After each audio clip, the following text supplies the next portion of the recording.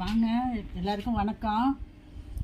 வாழ்க வளமுடன். இன்றைக்கி சுண்டைக்காய் கூட்டு செய்வோம். எப்படி செய்யலான்னு பார்க்கலாம் வாங்க. சுண்டைக்காய் பறிச்சுட்டு வந்துடுவோம். மார்சுமா வா, மார்சுடைய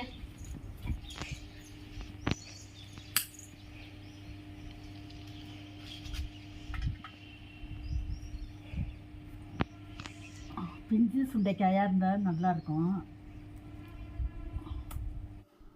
தண்ணியில் உப்பு போட்டுக்குவோம், கொஞ்சம் மஞ்சத்தூள் போட்டுக்குவோம். சுண்டைக்காயை பறித்து ஆஞ்சி வச்சுருக்கேன். அதை கொஞ்சம் நேரம் ஒரு 5 நிமிஷம் ஊறட்டும். அப்புறம் கழுவி எடுத்துக்கலாம். கழுவி எடுத்துக்கிட்டு பார்க்கலாம்.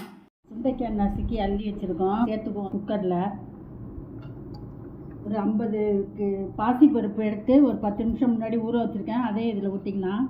1/4 ஸ்பூனு சோம்பு நுணுக்கி வச்சுருக்கேன்.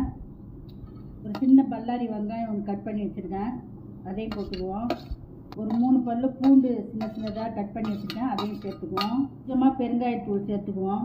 காரத்துக்கு கொஞ்சம் மிளகாத்தூள் சேர்த்துக்குவோம். தேவைக்கு ஏற்ப உப்பு சேர்த்துக்குவோம். தண்ணி பாசிப்பருப்பில் இருக்கிற தண்ணியே போதும். 2 விசில் விட்டு இறக்கிடுவோம். 2 விசில் வந்தோடனே நிப்பாட்டி தாளிக்கும் போது பார்க்கலாம். கடலெண்ணெய் ஊற்றிக்குவோம்.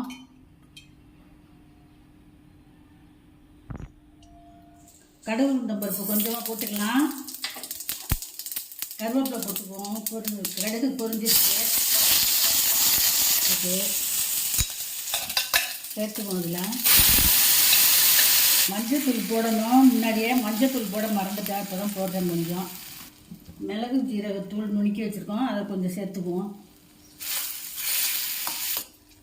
தேங்காய் சேர்த்துக்கலாம்.